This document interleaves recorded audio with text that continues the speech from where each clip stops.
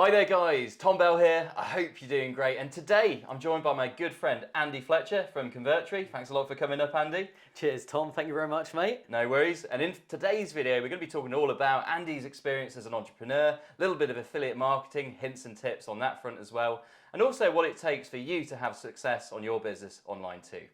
So Andy, thanks so much for joining me. I really appreciate you coming up, and I know you've come up from London today, so I do appreciate you making the journey down to see me. Oh, thank you very much, mate. I mean, what Tom hasn't told you is I did come up on the train from London, but he picked me up in his car, he drove me around in it, he demonstrated just how fast it can go. It's been a really good morning. Thanks, man. Well, on that front, I suppose my first question is, how was the Porsche? To be fair, it is an amazing car. I loved it.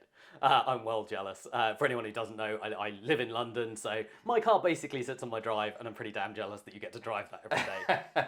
And also the battery dies, doesn't it, pretty much? Yes, it does. I don't think I've driven it in 6 months. I doubt it starts when I press the button. I don't think I could deal with driving at 10 miles an hour through London every day. We have a London office address, but we live up in the Midlands, so I get the country roads to drive my car on.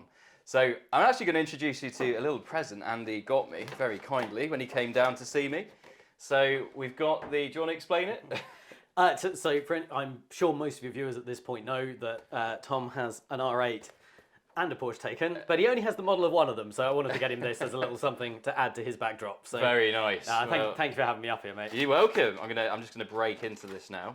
So this is the bit of the interview we only get to do one take of, and if he trashes this, it's going to be hilarious. Well, something's falling out. And actually, it says on here it's for 0 to 3-year-olds, so I don't know how many 3-year-olds are driving an electric Taycan that goes 0 to 60 in 2 seconds, but anyway, there we go. And I was actually going to pop it on the shelf, but it's stuck to the box. So what I'm going to do is... There you go. It comes with its own cardboard stand. I'm going to DIY that a little bit. Is that not the classiest stand I think you've it's ever about seen? to crash.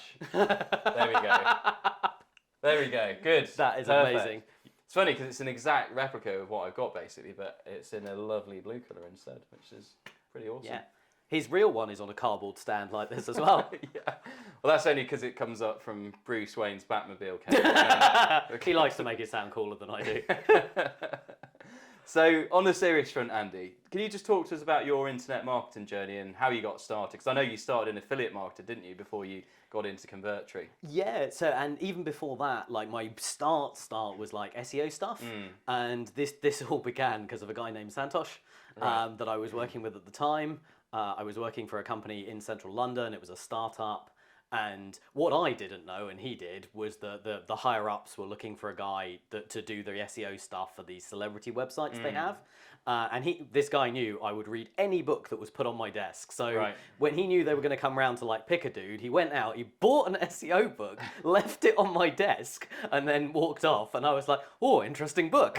I start reading it, and the guys, the directors come round. He's like, oh, you know about SEO? We need a guy for that. And before I knew it, I'd been volunteered to do this thing. And literally my SEO experience was picking a book up off the desk, opening it, and reading like 3 pages. But in the land of the blind, the one-eyed man is king. I was elected to do it, so I very quickly had to learn how to do SEO That's the best stuff. way to learn, isn't it? First-hand experience. Yeah, it is the only way to learn in digital marketing. Like, you can't... I mean, I think there's a few people that pretend to have degrees in it, but like, you really don't. Like, you've just got to get your hands dirty. Not that there is a degree in it anyway, but I know what you mean. And certainly when I started out, I found actually just launching campaigns and just getting on with it, rather than being one of these people that, well, we see it a lot, guys, people that want to collect all the information, they buy as many courses as they can, but ultimately they've never actually ran a campaign, which I just find really strange. Yeah, it's like, I think it's that fear of taking the first step, like fear of what if it goes wrong, what if it doesn't succeed? Yeah. And I mean, that's the secret of digital marketing. Like, I can guarantee you your first campaign probably won't succeed. Like, I think maybe 1 in 100 people, like, their first campaign succeeds, because you need to learn how to do things. But that's the beauty of the internet. There's a lot of information out there. You can learn how to do it, and you can just try stuff pretty cheap. Yeah, definitely. So how did that transition look from the affiliate space into what you're doing now with Copywriting? Yeah, sure. So I spent a while, like, I turned the SEO stuff into like I generated my first affiliate lists with it, and then like sold my own SEO product, and over time, like that's where I built up some confidence in the space. And then like the transition came into Copywriting when I was at a digital marketing conference. Like, I'm quite a techie guy. I was on a panel of He's like... a genius, but he doesn't admit it. Don't worry, this interview will convince you otherwise. So I was on a panel of like technical founders, whatever, and one of my mates, a guy called Jay, was in the audience. He was Right. like, before I tell the rest of the story, everyone should know that drinks had been consumed at this conference. Okay. Anyway, I'm up on the panel. And these aren't alcoholic either, just to point out. Mine isn't, his is. Anyway, so I'm sat there, I'm on the panel, there's three of us. My mate Jay's like, Andy, look, so you're a techie guy, I'm a marketer. Why, when I like email my tech guy and say I want to move like a logo from the left-hand screen of the side of the screen to the right-hand side of the screen, like, why does it take so long? Why does it cost so much? Yada, yada, yada. And at the time, my answer was, Jay, speaking as a techie guy, has to do it for people like you, off. And I got a big laugh out of the audience. It was really good, but like that thought really nagged at me. Yeah. And I was trying to work out like why is it really expensive? Why can't you just move stuff around on a page? And that was the nexus for what became Convertri. This idea that you can drag stuff around the page, and wherever you put it and you hit publish, that's where it's going to appear on the page. Sure.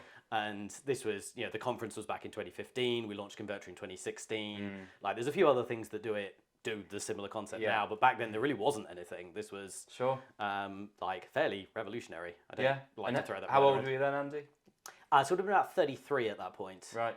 So I would say about the same age you are now. Great. And you are? I was 40 2 weeks ago, 3 weeks ago.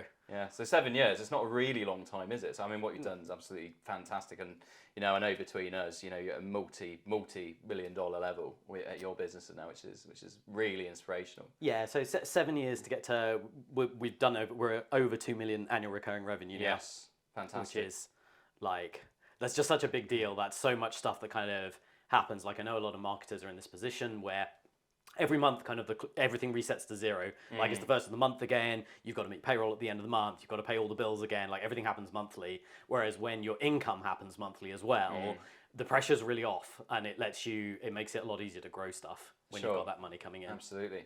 So what did those early days look like at Convertri? Because I know you're a hard worker, you're a hustler, and although he's a very successful guy now, I imagine, there were challenges along the way, weren't there, ultimately, to get to the point you're at now? Goodness, yeah. So the very early days were just ridiculously long hours, 7 days a week. Sure. There was absolutely no let up. And that was true, that was true before Convertri as well. Like, I don't want anyone to think that this was only true of Convertri. Yeah. Like, this is what I had to do for ages to get it going. Yeah. But yeah, certainly in Convertri, those early days, I took maybe Christmas off those first couple of years, and other than that, it was like 360 days a year, 12, 14-hour days, 7 days a week. Right. And just like, I can't describe how much the feeling was, I have no idea what I'm doing, but I've got to figure this out. That was the driving thing. Like, I knew what I wanted to achieve, I knew where I wanted to go, I knew the product I wanted to build for people, the experience I wanted to create for them, but the how do I get there, how do I do it, like, I cannot describe to other people just how much I had to just do things and see what happens. Absolutely. You put the best version of yourself out there and you see what happens, and that's all you can do. I mean, generally, we see two kinds of students at the Revenue Tactics Academy, our affiliate academy. So we see the people who already come into the training and they've got a set expectation that they've built themselves in terms of when they would expect things to work, when they're going to have their first profitable campaign. And then you get the other type of student that just accepts they are going to get it to work and keeps going until they do get it to work. And which type of student do you think generally has a success? I mean, it's the guy that just keeps showing up. Yeah, that's really the secret. I think any entrepreneurial venture, there's no guarantees. We all know that.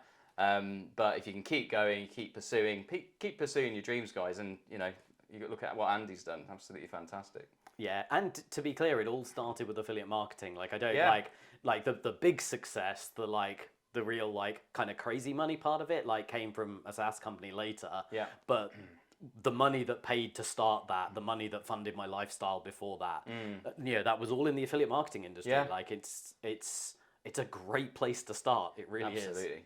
Completely agree. So obviously I came to you a little while ago with all of my campaign data, and I wanted to produce some templates that I could give people to get started and get a heads up on the affiliate side of things. So do you want to tell people a little bit about that project that we were doing? Yeah, so this was probably like one of the most exciting projects I've worked on, because we've got a load of templates in Convertri that are good for all manner of different things, but one area we were quite lacking on was really low level, detailed, done for you campaigns where it's based on real dyed in the trenches stuff.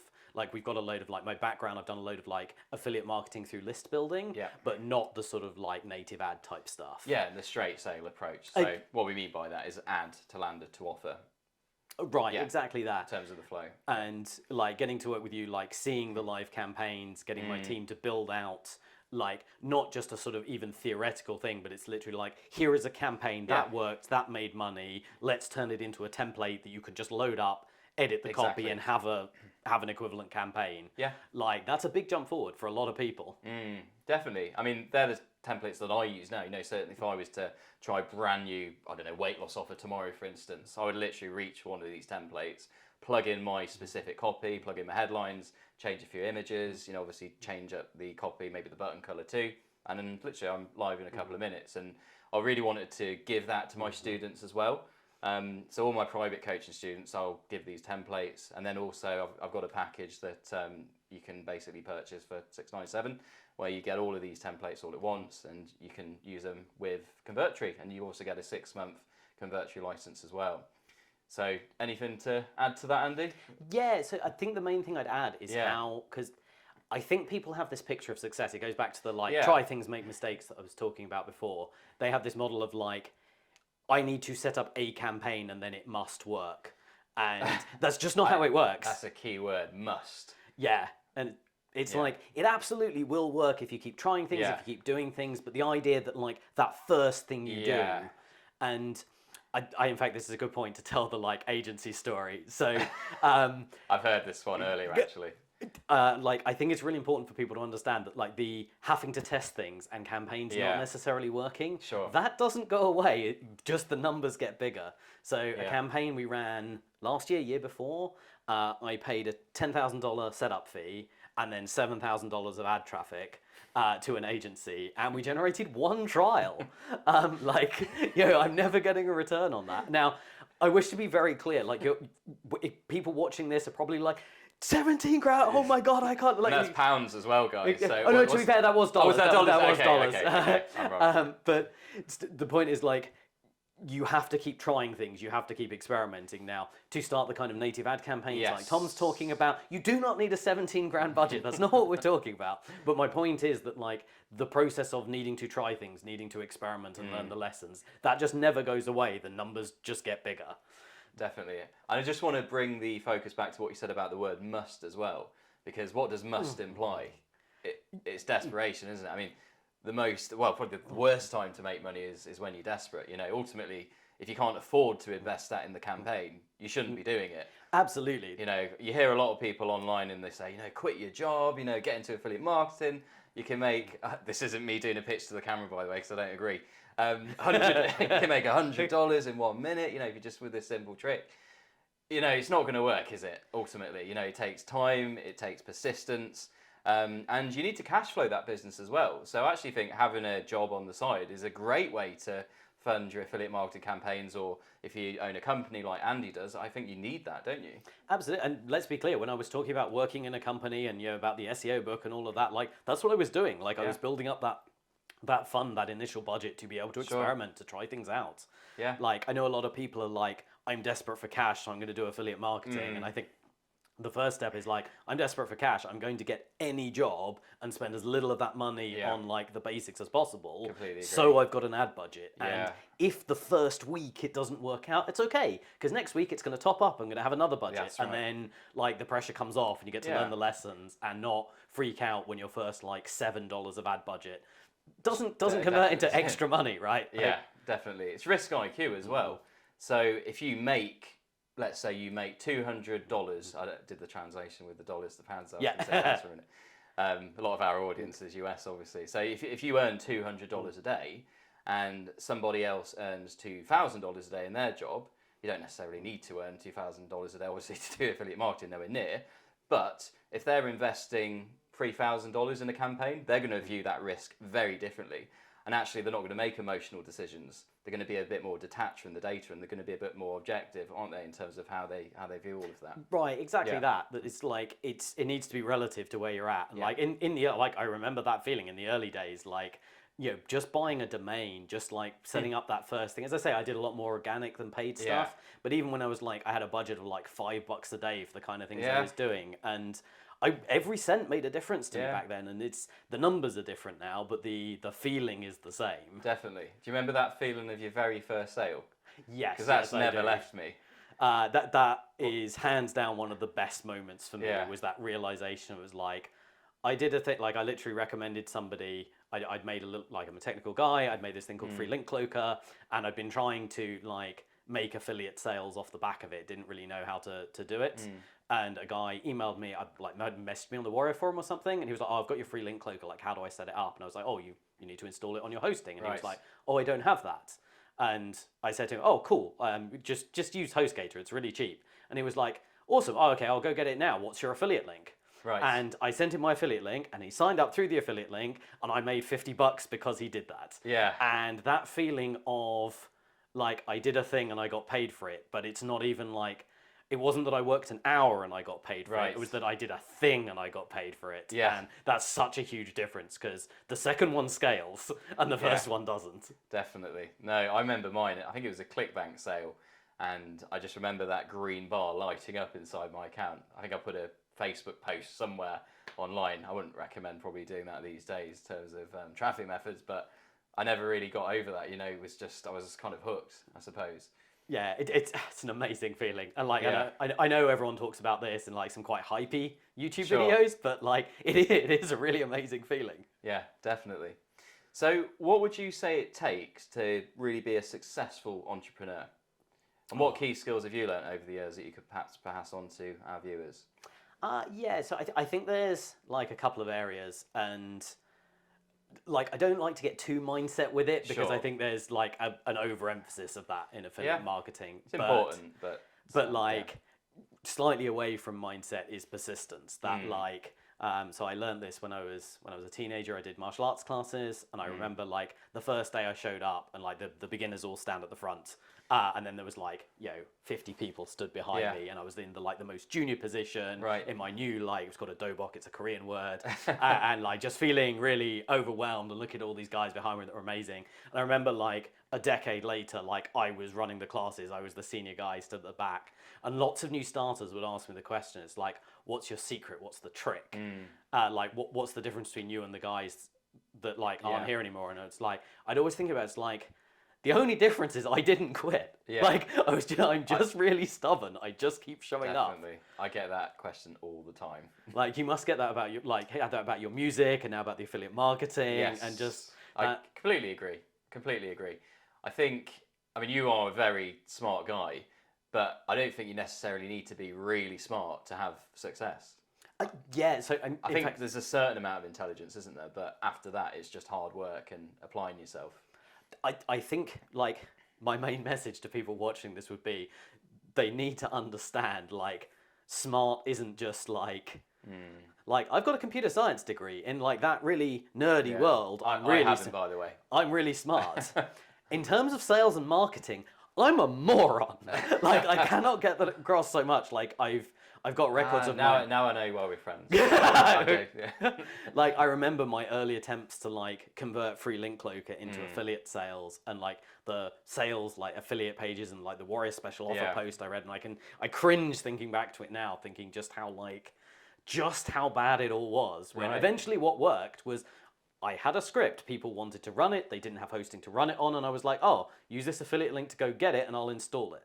That was the entire play, but I turned that into this massive, like, multi-headed hydra, confused, awful thing, because, like, yeah, fine, I can talk to computers, but back then, I was just such an idiot at the sales and marketing thing. So it's important, I think, your audience realize that, yeah, sure, I'm great with computers, fine, that's an advantage. Yeah.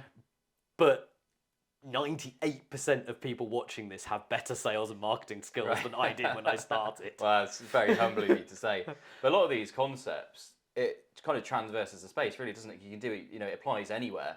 So whether you're doing it in affiliate marketing, the skills you can learn through doing that, you can apply that to a business. It's really the same stuff at the end of the day, isn't it? Yeah, definitely. Like it's you've got to keep showing up. You've got to be willing to learn lessons. You've got to Yeah. accept that you're the problem. You're I like always that. the problem. I like that. Like if I any really time do. you sit there and you're like, oh, this went wrong, and like that happened to me, and blah blah blah. Like it doesn't help. Like sometimes it did happen to you. It was external, but it doesn't even matter. Like Yeah. you've got to figure out the solution because no one's gonna do it for you. Completely agree. I mean, I say that to myself most days, actually. I am the problem. I've got all sorts of businesses that I want to launch. I've got parts of my current businesses I want to scale further. And when sometimes those things don't get done, I kind of look at it and think, well, what is stopping me? Yeah, absolutely. I'm the problem. Yeah, me. And I'm I say stopping that you. to myself every day, and that just helps me, not in a negative way, but I just try and look at it objectively, and I hope it, helps me move forward, really. So, yeah, I love that point. Really interesting. Really interesting. So, what would you say the biggest stumbling blocks people come across when they're starting the journey as an entrepreneur? Now, that could be in the affiliate space, it could be in the software space like yourself, or maybe bricks and mortar business as well. What would you say they are? So I think we touched on like the first one a bit before, which Yeah. is everyone's scared of losing money. And Yes. honestly, the big realization for me that like kind of helped me over that hump Yeah. was realizing that it's you don't even need to be afraid of it because like often you're afraid of a thing that isn't going to happen. Like Yeah. I'm terrified of flying. I'm presumably afraid of like it crashing and burning and dying, and like that's not going to happen. I'm just scared of flying, etc. Whereas in digital marketing, like nothing that bad's going to happen to you, but the fear isn't even justified because it's not that maybe you're going to lose money. It's like you are going to lose a bit of money in the first place. The first $10 of ad spend you spend isn't making a return. Just accept that Absolutely. and go spend it. But what are you investing in? The data. That like you're investing in learning, you're investing in yourself, you're investing in like fine, like I talked just now about how I spent 17 grand, but like now I understand how to engage each ad agencies. Yeah. Like it cost me 17 grand to learn that skill. Smarter people than me probably could have learned it for less than that. Well, and you're also making over 200k a month back on that. Exactly. So I've got the budget to play with it, but the point is like every dollar you spend, you can either like freak out because it didn't work, or you can look at it as another dollar you've spent in like learning the next thing you need to know how to do. Sure. And as I say, that process doesn't stop. Like you just have to keep doing it. Definitely. I think investing in your education, investing in yourself, equally important as obviously investing in the campaigns too. Very much so. Yeah, cool. Anything else? Yeah, I'd say the second one, which is probably less true for me because of my background, but true for most people, is the technical overwhelm factor. That feeling of like, oh my God, I have to learn all of these like hundreds of different skills. Like I need to be quite technical. I need to be a copywriter. I need to be something of a designer. Sure. I just need to understand all of these things. And like I'm pretty envious of like the stuff that's available now compared to like what I had to cobble together. God, 15 years ago. Yeah, it was 10 for me, so it was very different back then too. And even in the last 5 years, things have just evolved so much in the industry, haven't they? Absolutely. I mean, I'm clearly hawking my own product here, but like that's a big chunk of what Convertry does for you. Certainly, it's what the templates on Convertry do for you. That's like you don't need to have be that good a copywriter to fill in some Mad Lib copy that's on the template. Sure. You don't have to be a designer because it's already designed. You just fill in the words. Yes. You don't have to know anything about hosting. You don't have to know the tech stuff. You just have to like point and click, and that just wasn't true all those years ago. But now these tools exist. The templates exist, and I don't know. I think that just goes a long way to getting past that technical overwhelm. Completely agree. I mean, when I started Revenue Tactics, I basically wanted to offer what I would have wanted if I was starting my affiliate journey right from the beginning. Right. So that's why I know we sat down for a while, didn't we, and went through all my data, looked at what landing pages I was using currently and how we could pull those out into individual templates. A template for this style of landing page for this style of offer, a template for like a weight loss type of offer, or like an advertorial type of thing, Right. like a skincare product. And we got all of those into like quite a literal framework, and you can just download them into the Convertry account and you can just start editing, and you can literally be up and running in a matter of minutes, can't you really? But those skills in terms of like copywriting, and I think it's such a universal thing. And when I'm doing coaching calls with students, that's something that I find is a real problem for a lot of people initially.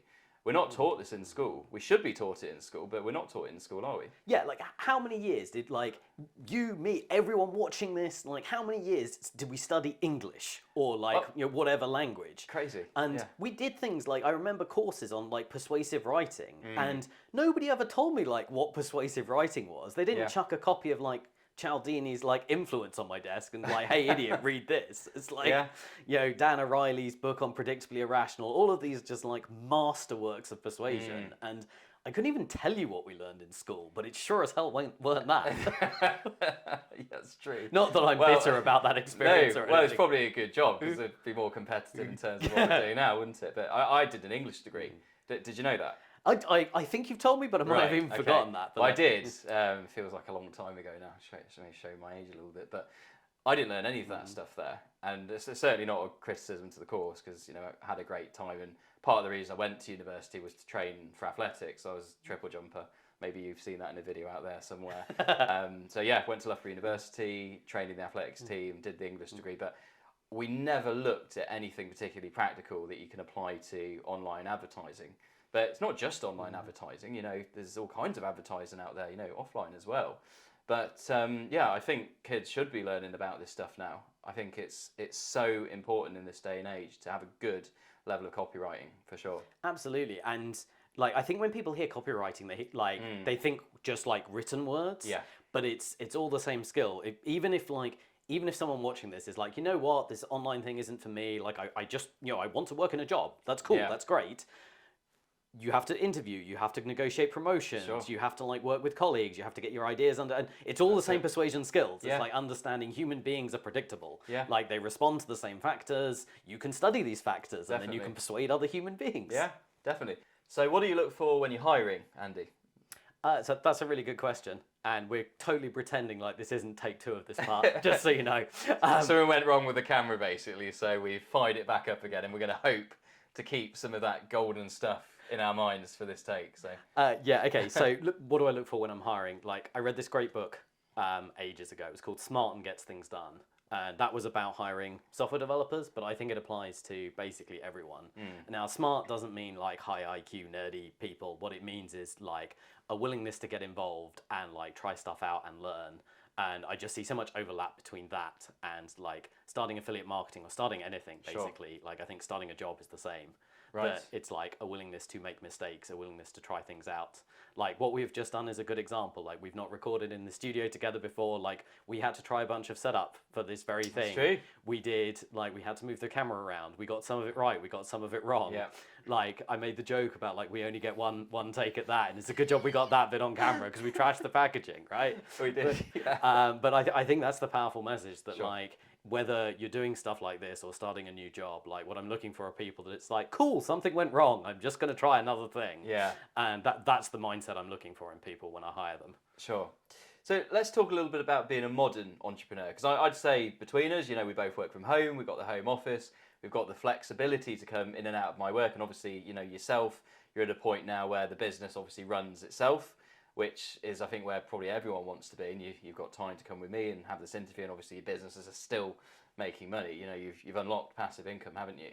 Definitely, yeah. Like that's the beauty of like recurring revenue. Like my month doesn't reset in the same way as it used to. Like I remember the days of like, you know, a lot of payments happen monthly, a lot of hosting bills, a lot of everything happens monthly, and then you start over and you've got to like hunt and kill everything again. You've got to sell all that stuff again. Yeah. Whereas with, you know, recurring revenue with the SaaS company, it's great to know that all my bills are going to be covered and like I just get to work on growing the business. Yes. Like that's a fantastic feeling. That's a really good point to have got to.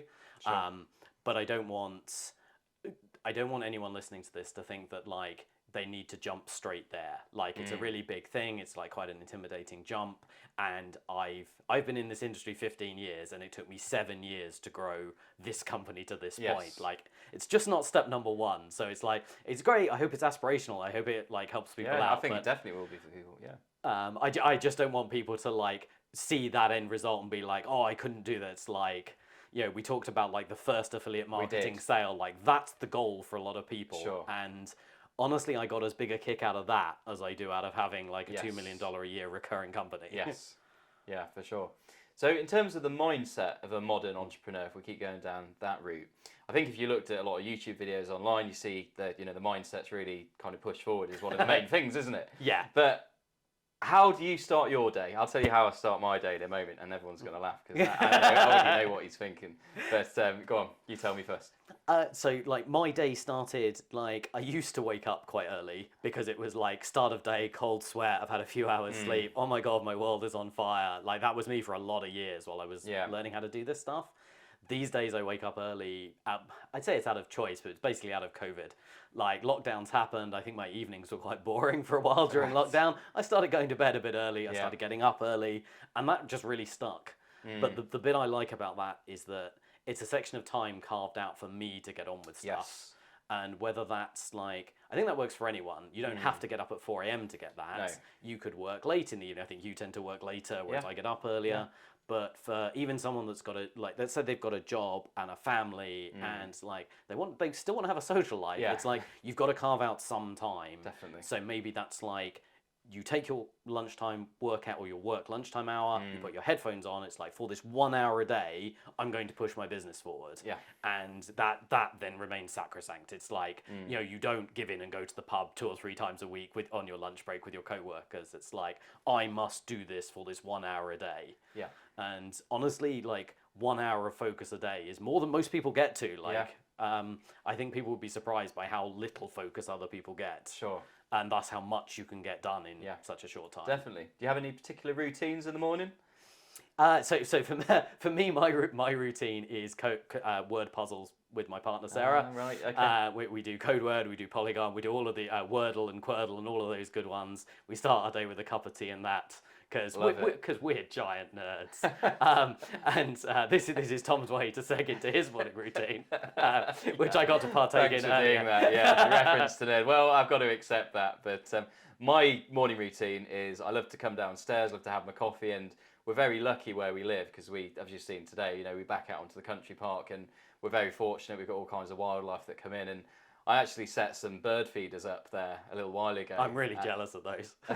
So we've got seeds, we've got peanuts, and we've got this amazing variety of British birds that obviously come to our garden. We had, well, you saw it today, didn't you? The great spotted woodpecker that came in. Yeah, and I just don't get that in my garden in London. I really do not. Yeah, just a stunning animal. So for me, I just like to really connect with the nature. I just like to reflect. I like to, you know, absorb the sun. We're quite lucky where we are, the south face, and the sun just comes into the room really, really well. And I feel that sets me up for the day. And I'm starting my businesses with a good, strong base. And it gets me through the day. That's the way I like to do it. But are you laughing? No, I think the message is important. Although, like, I want to tease you about the bird feeders. I do. Of course. The point is like finding what works for yourself. Yeah. Like, for years I had this idea of like what I was supposed to do, how like what an entrepreneur is supposed to be, and I got a lot happier. But most importantly, I made a lot more money after I realized like I can just do what I want to do. Definitely. And like you've got to do the work, but you can also like if you want to start your day with bird feeders, if you want to start your day with word puzzles, like it doesn't matter. No. Like do what gets you into the frame of mind to get going. Absolutely. What a wonderful topic to finish on. So Andy, thanks so much for your time, buddy. I do really appreciate you coming up, and I appreciate your friendship as well. Cheers, man. Thank you very much for having me. You're very welcome. So guys, I hope that was useful for you at home. Don't forget to like and subscribe, and we do really appreciate you watching the channel. So have a great day, and I will speak to you soon.